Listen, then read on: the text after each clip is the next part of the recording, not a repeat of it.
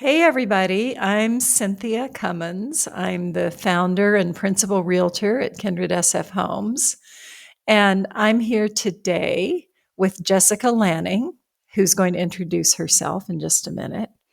And we are going to talk about stop somedaying. That's a mouthful. Stop somedaying. Wise money moves for right now. And I'm really glad to be here with you, Jessica. I think we're going to have a lot of fun. Jessica, would you like to introduce yourself? Absolutely. It's great to be here. Thanks for doing this. I'm Jessica Lanning. I run an independent financial planning firm in San Francisco and also in Utah. And I help people with $2 to $20 million in assets figure out their lives financially from now until they're no longer on the planet. That is such a noble work that you do. Um, and maybe after this call, you can help me figure out my life. You got it. Wouldn't that be great? It would be great. Got it all figured out now, right? Um, so we're just going to jump right in, and we talked about this beforehand, and we came up with little titles for each section of our conversation. And the first one is just because everyone else is nesting doesn't mean you need to start gathering twigs. So, I love just this topic. I think there's a lot of things going on demographically and economically in our country about home ownership. And I think home ownership in the past it was a mark of success. If you got a house, that meant you had arrived. I'm not sure that's so true anymore. And I think it's a hard thing for clients to talk about generationally, with their parents and their grandparents. Why don't you own a home? Shouldn't you own a home? We'll help you buy a home, because it has been this marker of success for so long. And what I want to always remind clients is that you don't have to do that. And in fact, there's many people that don't do that, and they do it quite intentionally, because what they recognize is, hey, I don't have to own the house. And if the toilet breaks, I get to call somebody else. And in the meantime, while I'm trying to figure out what I want to do with my life, do I want to stay in this location? Do I want to have kids? Do I want to, where are my grandbabies going to be? There's just all kinds of things that might be coming up in this decision making process that might make renting make a whole lot of sense and allow other assets to grow that are not being put into a down payment. So it's not successful adulting necessarily. And I'm sure that you have conversations with clients around this, or prospective clients that come into your world that say, hey, I have to buy a house. Talk to me about what they look like and what those conversations look like when you're having them. well, it for sure. It's sort of drilled into our American consciousness that the American dream is homeownership, and that made a lot of sense post World War II, right? But it's just not necessarily the case these days, and it depends on so many factors. What I find is I'll meet a lot of people who, uh, young people, especially, or maybe people who are in middle age, who are sort of they're carrying a little bit of shame around the fact that they don't own a home, and they'll hear I'm a realtor and sort of run away from me because they're afraid I'm going to be judging them, Mhm. or they're afraid I'm going to try to convince them that now's the time to make that move. And that's just not the case. In fact, what I love is when people want to have that conversation and they decide that they're brave enough to talk with a realtor like me, who's really just wants to be part of the conversation to help them figure it out. Does it make sense? If they have a great rent controlled unit in San Francisco, for example, what's the point? Why bother? If you can, a lot of times, if you can rent it, you're going to be a lot better off. So, um, whether it's me or somebody else, real estate agent, I think it's important for people to find someone who they can trust to just have that conversation and kick it around. They may find that in 15 minutes, they've put that idea to rest, and then they can get on with the rest of their life. Yeah, and even and the best part about that is that they then get to declare success. Like Yes, that, coming to a decision like that is success. That is financial success. And I think it's one of the things that I love about the way that you run your business is that, look, let's figure out whether this is the right move for you first. And then let's start looking at houses. Because I agree, the shame that right. comes up for clients is immobilizing and terrifying then at some point. And so I think, yeah, just to be able to have a conversation of, okay, is this the right thing to do? Does this work for me? Does it work for my spending plan? Does it work for my tax situation? Do I want to even own real estate, or maybe I own investment real estate rather than my own primary residence? I just think there's so many different ways to look at this. Right. And you and I are on the same page about that. I know that the way that we work with our clients and potential clients is very similar. A lot of what we do is educate people about what the possibilities are, and then listen to them as they tick through all the cons and pros about a particular decision. And I view it as a success if people say, you know what, it doesn't make sense for me to buy. That's a win-win. And I It's a know you total feel the win. same way. Absolutely. Absolutely. And there's lots of other ways to invest money and be successful financially without owning real estate. Right. And if owning real estate's the thing that you want to do, then now you're doing it also very consciously, thoughtfully, making good decisions, getting your ducks in a row. And now you're doing it in a way that really serves you as a client, serves the buyer rather than, well, this is what I have to do. And so let me go figure it out.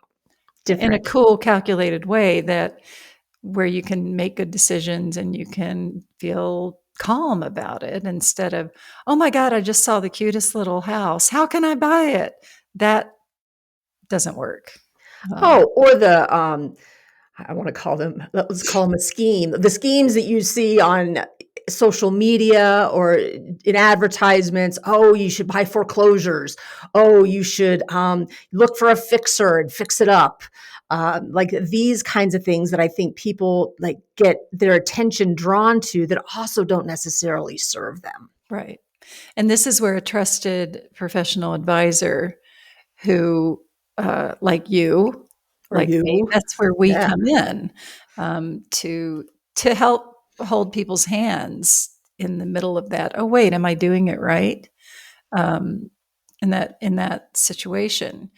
So I think the 5-minute thing that everybody can do today about this is, find a financial planner or a real estate agent Or both. or both to talk to. And of course, that could be you and me. We're fantastic, but it could be someone else as long as there's not a feeling that you're being shoved into uh, down some path that doesn't make any sense. Yeah. If you're not feeling seen and heard, you're with the wrong person. Exactly. Get out of there. Get out of there. Get out of there right now. um, it's like, I don't know, I always liken it to shopping for a car.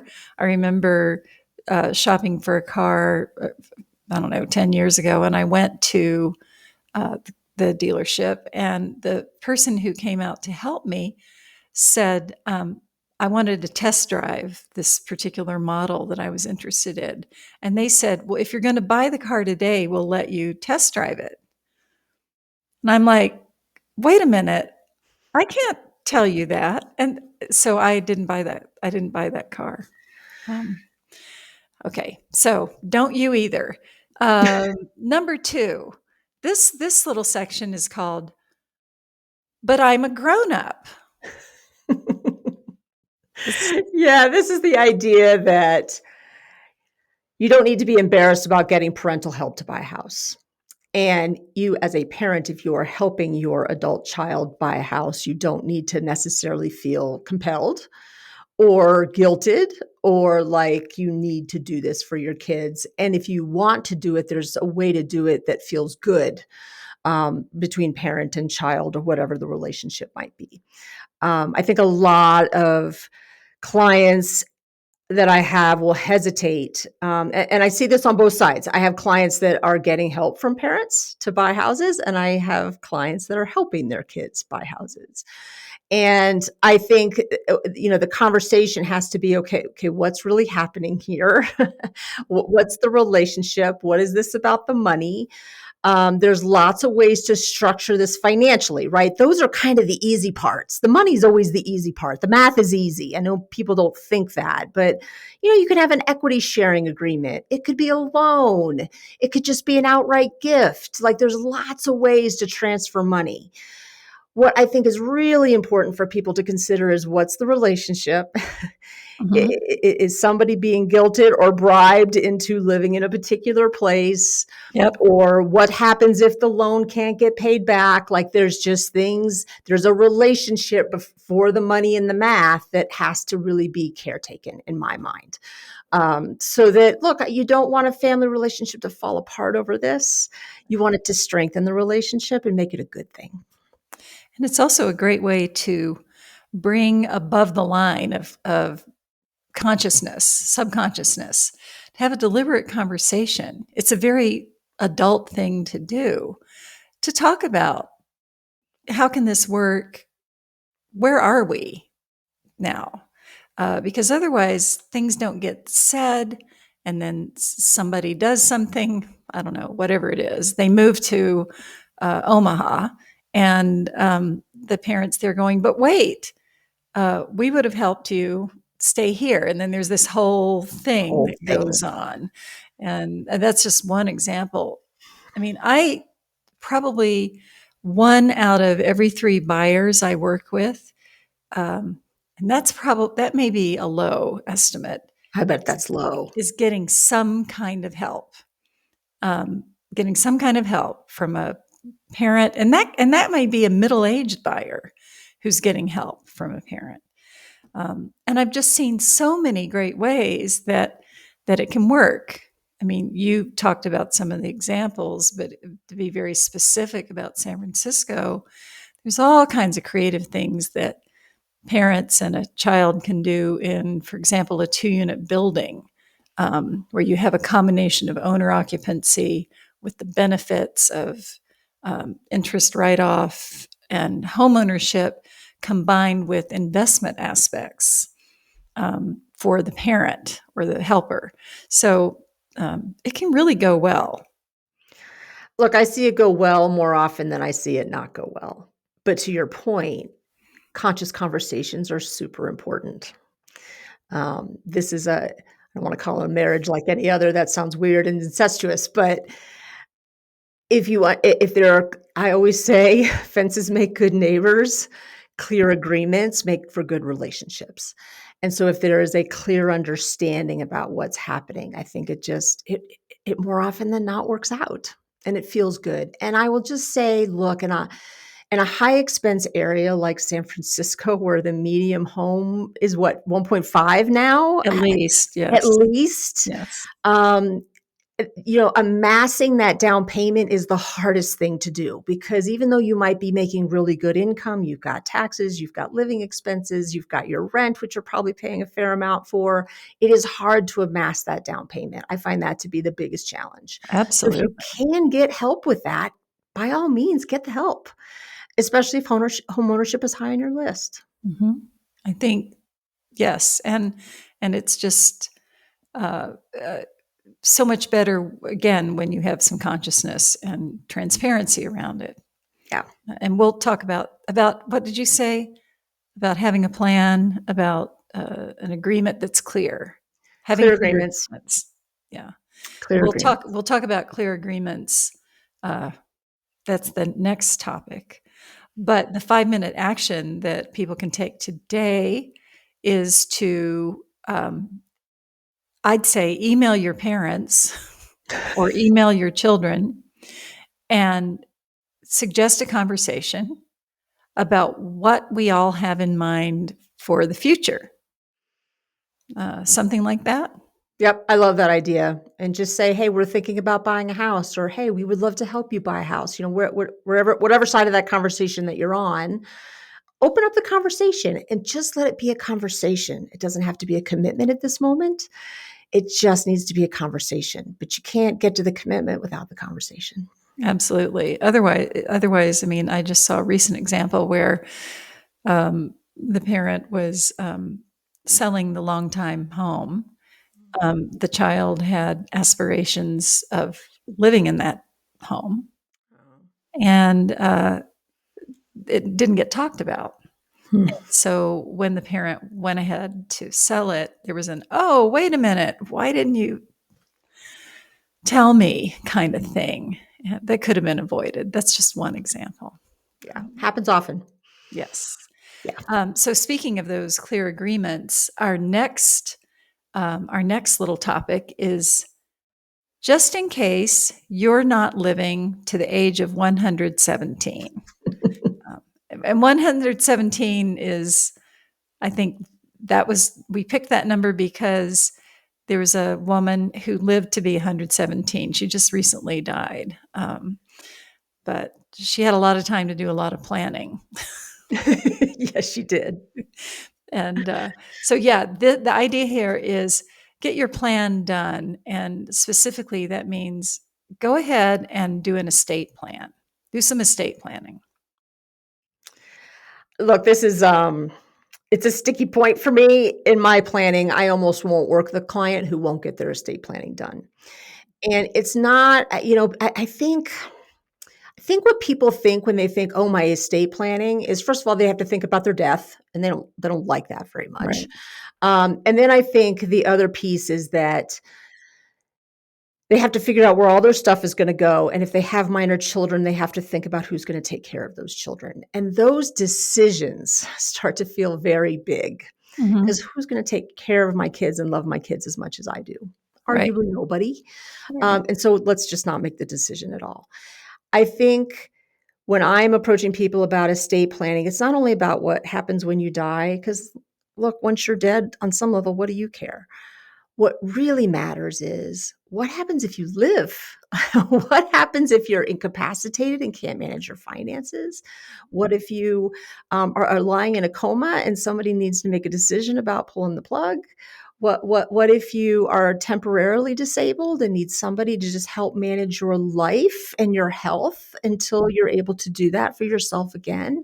Having those things specifically in place make a huge difference. And again, success Yeah. financially, and that's what I really try to drive home. What happens if you live, not what happens necessarily if you die. Yeah. What happens if you live? What happens if you have now remarried? The blended family thing comes up. Wait, wait a minute, you're giving her blah, blah, blah. Um, I Yeah. think there's kind of there's a lot of pain built into procrastinating. There's always that nagging should be, I could be, why am I not? Wait a minute, I don't want to think about it. And these are the sorts of thoughts that can wake us up in the middle of the night and and create a lot of terror at night at 2 a.m. And but if we bring instead of the shoulda, woulda, coulda voice, if we could bring to it this all the love that we have for the people we love, how do I want to care for the people I love? How can that live on after I've gone? And that also um, that's a great way to come from. A great place to come from is to say, uh, I want to set things up so that on top of grieving, my loved ones don't have to get in a big fight over the estate or suffer unnecessarily. Yeah, look, there is no worse intersection on this planet than death, family, and money. It's the worst. So the clearer you can be about your wishes once you're gone, the better that things will be. If you've got kids that you think get along great, let me tell you about the intersection of death, family, and money. And all of a sudden, those relationships might be very strained, which would break your heart. It's not what you want. And so, getting all that planning done and being very specific about your wishes and then communicating them, Yes. making sure people know. You don't have to tell anybody who's getting what. So, you're getting $1 million and you're getting 3 million. Like, you don't have to do that, but you need to say, here's where all my estate planning documents are. Here's what I wish to have happen if I'm incapacitated and who's going to take care of my well-being. Here's what I want to have happen when I die, and here's where I want my ashes to go, or here's how I want to be buried, or whatever it might be. Be really clear. I had a woman whose dad had been sick for a very long time.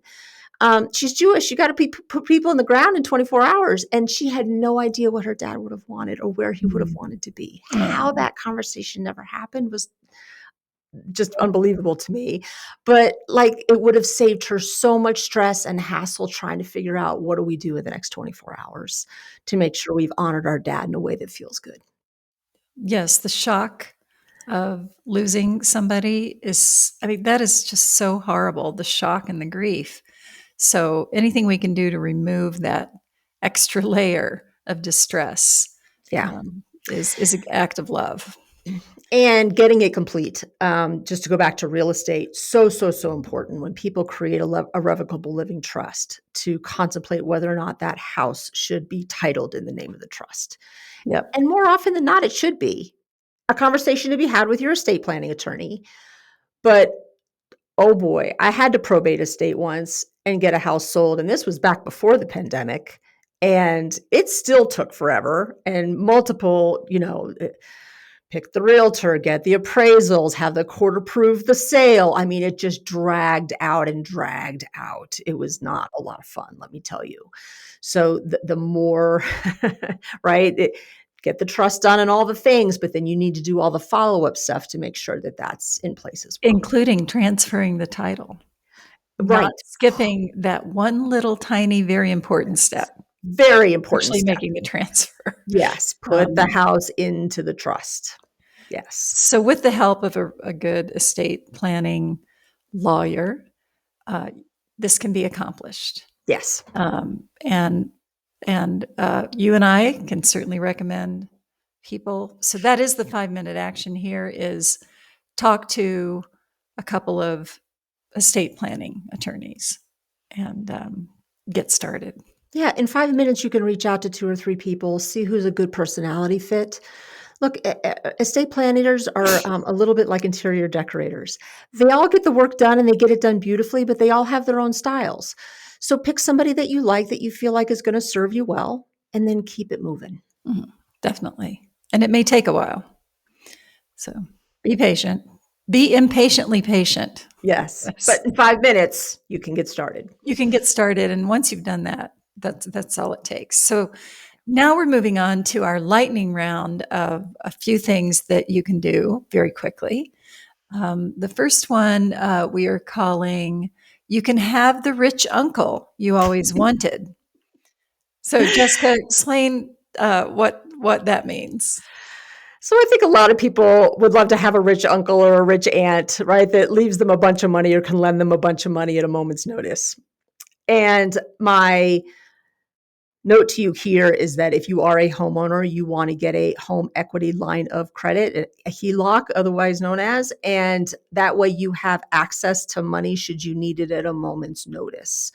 There's also a version of this if you have a securities account. It usually has to be your non-retirement accounts, but you can also get what's called a securities-backed line of credit and borrow against those assets. But it allows you to be able to access cash quickly. And I think it is an enormous safety net and a benefit of having, if you've got a securities account or a house, to have that in place so that you, and it's also a 5 minute phone call, but have it in place in case you need it. And the way that works is you have this line of credit that will become a lien against your real estate, but if you don't use it, it's not a lien against your real estate, Right. right? It works like a credit card. You can borrow money against it, pay it down, borrow money against it, pay it down. And if you have no balance on it, you have no payment, but you've got access to cash, which is Right. huge. Cash is king. It's funny, I was talking to somebody about this just the other day, and they said, "Well, I own my house free and clear. They finally paid it all off." Okay, that's a whole other topic of conversation. But in my opinion, I like to have the bank or somebody own a little bit of it with me. Absolutely. But they said, why would I get a HELOC? I have some cash reserves, I have some investments, I own my house free and clear. Why would I possibly want a HELOC? I mean, because there's this feeling of achievement or freedom around having nothing encumbering that house. It's an Yeah, I interesting don't know where thing. that started either, right? Homeownership is a marker of success, and paying off a house is a marker of success. I don't. I think probably back in the 50s that became a thing. I agree with you. Owning a house outright is not, I don't think, usually a very solid financial goal. It's always an emotional decision. And yeah, having HELOC and access to cash, let me tell you, if you want to be financially secure, having access to cash is far better than having a house that's paid off, Exactly. especially if it burns to the ground. Correct. Yes. Perfecto. So the 5-minute action here is to Call your lender, or your banker, and see if you can get a home equity line of credit. So if you're a homeowner, that's the next phone call. And if you have a securities account, stocks and bonds, that is sitting at an institution, they most likely have something called a securities backed line of credit. You can usually apply for these over the phone. It usually takes you 5 minutes, and then they're yours. guess what? What? I don't have a HELOC. Shame So on you. I'm doing this today. I'm calling my banker today. Excellent. So let's see. The next section is called One Day You May Not Be in Love. That is, this is a very emotional point. I think for every, I don't know what the stats are, but for every relationship that's happily ever after, there's probably two that end badly or end. And I think that it's important, especially for people who are not married and don't have some other kind of understanding or contract about their relationship. They need to think about an agreement around how they're owning this asset and how they will come apart if they come apart. And the time to do that is at the start, while you're in love, while everybody's feeling generous and clear headed, because whoa, it gets nasty if you skip that part. And I've seen it. Yeah, I mean, I'll speak to this from direct experience. So I ended my marriage some 15 years ago, almost now, and I'm cured. I don't really want to be married again, at least not at this point. And a marriage is a legal relationship. But I do own a house with my partner, and he and I have a partnership agreement around this house. It's called a property agreement. It was done by an estate planning attorney. And we have very, because we came into it unequally. And so we have very specific understandings about what happens if he dies, somebody gets sick and can't make the payments. What happens? How do we keep track of this? Do we have a joint account? We do. And we also have a running spreadsheet that we update about every 6 months, but we make sure that it's very clean. This is what happens if somebody gets sick or dies. And we built in a lot of lovely things to that. Like we built in, okay, the person who survives has a year to make a decision about whether or not they want to buy out the other person's estate. And even when they make that decision, they have a year to get that transaction closed. So so we were able to build a lot of loving things into that so that if something horrible does happen, the person who lives or has to then manage the payments has the wherewithal to do so, and there's no surprises. And the same thing if there's a separation, to build in some love and goodwill right up from the start. It's kind of a way of honoring the beautiful things about your relationship. So even if it goes sour, you don't devolve into um, a war of the roses sort of situation. Um, Yeah, look, Yeah, what is it? One in every two marriages ends. I don't think the statistic is helpful because everybody, when they're in the beginning of the relationship, never thinks it's going to happen to Right. them. Not to But them. most of us have been in a relationship, whether it's been a primary relationship or some other relationship that has come to an end, and sometimes beyond our control, and sometimes not what we wanted. So making sure that pieces are in place, and yeah, you can talk about it in a loving way, super important. It's beautiful to look at your partner and say, I love you. I can't imagine my life without you. But if for some reason this doesn't work out because life happens, here's how I want this to go down. So the 5-minute action that people can take today is turn to your partner and suggest that you have a little love date, a little love and financial planning date I to love that. talk about this topic. Yes. Glass of wine, nice dinner. Yeah, Yeah. chocolate Why not? be good. Okay. Let's see. And then finally, in case of a really rainy day, what do we get out when we have a really rainy day? So I'll tell you this story. I have clients, and one of the hetero couple, the guy, the client, actually was in a car wreck and has injured some people. Mhm. And the car insurance company, right, is now stepped in to take care of the lawsuits that are now happening and settling the claims that are resulting from it. So thank goodness, right, for insurance. But what you need to understand about your car insurance or your homeowner's insurance is you're only protected to a certain amount. Those are the limits of the policy. If you ever looked at what's called your declarations page, you have the limits in the policy. That might only be $250,000. Maybe it's only $100,000. Look, most lawsuits in California, you've seen the billboards up on the freeway, right? I mean, they're Yep. settling for $1 million or more. If you don't have $1 million, where is it going to come from? And that puts your house at risk. It puts most of your non retirement assets at risk. Putting them into trust does not keep them away from risk. So that's what becomes your bad weather day. Oh my gosh, I've hurt somebody. I'm being sued. I don't have the assets to cover this, or it's going to deplete me financially completely. Right. Um, so get what's called an umbrella policy. It's a terrible name. I get it. So let's call it something else.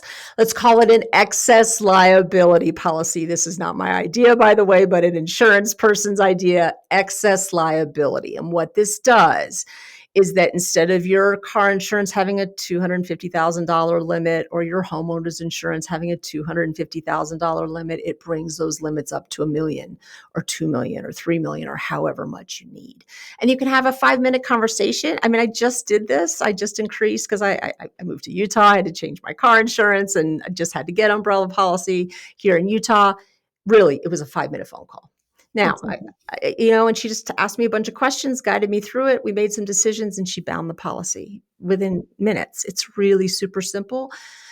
I talk about financial planning being like raising a farm of cash cows. The cows are your money, but you need to put up fences to make sure that cows don't wander out of your life in a way you don't want to.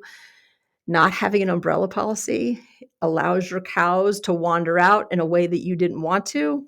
And a really cheap, quick, fast patch to that fence is an umbrella policy or excess liability policy. Absolutely. And there's the reminder to every now and then walk around the perimeter of your fence and check, be sure that it's being maintained. Which brings me to the final. I thought that I forgot the final lightning round thing, which is has to do with home maintenance and keeping up your asset, being sure that your asset is in good shape. And that includes um, physically maintaining your property, as well as being sure that your property is insured in case the cows don't come home. Yeah, absolutely. We live it. So most of my clients live in California. A lot of them have moved away. But look, there's fires, there's mudslides. lightning storms. I mean, think of the number of people who have been displaced, and whether or not they're going to be able to rebuild. That's the stories that you hear about in the news. If you are not adequately insured and paying attention to replacement value and having this conversation, what I think now should be annually, with your insurance agent, you're putting yourself at risk. Yeah. Yes, and then additionally, there's a lot of risk and exposure in this current environment of non-renewal and cancellation of insurance policies. And this kind of ties in with the home maintenance idea. It's important to audit your insurance, have that conversation at least annually. And if you haven't had that conversation in a while, stop today. This is the 5-minute action. Talk to your insurance company, your insurance agent, and be sure that you're on solid ground. There may be physical things you need to do to the house to be sure to ensure that you have insurance. In California, almost anywhere in California, this would include updating knob and tube wiring, which used to be allowed in San Francisco by code. You could install circuit breakers but keep the old wiring. That was allowed.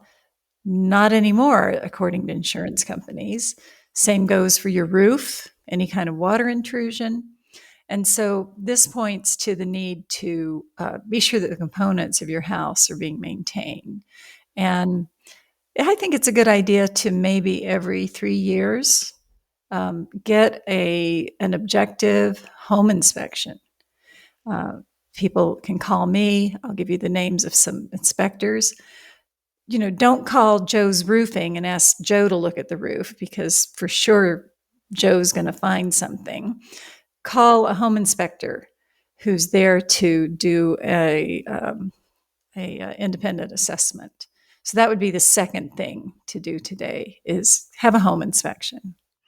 Yeah, I think that's absolutely worthwhile, because look, the sooner that you can get to things that are not good or are deteriorating, the cheaper it will be, the faster it will go, and the better you'll feel about your asset. Yes, definitely. Yeah. Don't wait until you're like my client who called a couple weeks ago and sent me a photo by text and a message that said, "Do these look like termites to you?" Ooh, Ooh. wow, ooh. And yes, they did. Luckily, it turned out not to be that horrible. It looked worse than it was. But, nobody likes an active bug infestation, especially No. when that bug's favorite food is the wood in your house. So, Yeah. well, to summarize that last one was audit your insurance, check in with your insurance agent, and maintain your home, have an objective inspection. I like it. I think that's kind of all we've got, That's all right? we got. Yeah. Stop Pretty good. somedaying. Stop somedaying. Make today the day. Actually, people could check off everything on this list in a week. Yes, they could. Um, And look, there'll be some things that will need follow-up. There's no doubt about it, but you'll feel so much better once you get it done. And then in so many cases, you don't have to do this for a year or 2 years or 5 years. that's right. It gets things handled. And that's what we want. We want Yes. everybody to be happy and to feel like they are secure and that they have things handled and that they can go on and just do all the things that they love, like loving their loved ones and going skiing, going Yes. hiking, listening to music, these things. Absolutely. Well, thank you, Jessica. Thank you. This was fun. This has been great. All right.